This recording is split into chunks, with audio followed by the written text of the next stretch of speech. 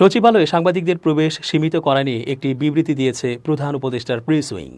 এতে বলা হয়েছে, চলতি সপ্তাহে রাষ্ট্রের গুরুত্বপূর্ণ স্থাপনা তথা কি পয়েন্ট ইনস্টলেশন কেপিআই এর সচিবালয়ে ভয়াবহ অগ্নিকাণ্ডের ঘটনার প্রেক্ষিতে প্রশাসনের প্রাণকেন্দ্র সচিবালয়ের নিরাপত্তা বিবেচনায় অন্যান্য সকল বেসরকারি পাশের পাশাপাশি বর্তমান অ্যাক্রিডিটেশনের কার্ড নিয়ে সাংবাদিকদের প্রবেশও সীমিত করা হয়েছে।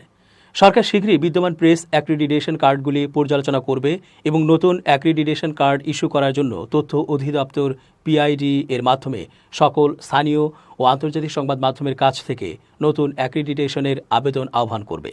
এই সময়ে যে কোনো ইভেন্টের জন্য সাংবাদিকরা সংশ্লিষ্ট মন্ত্রণালয় থেকে নিয়মিত অস্থায়ী অ্যাক্সেস কার্ড পাবেন।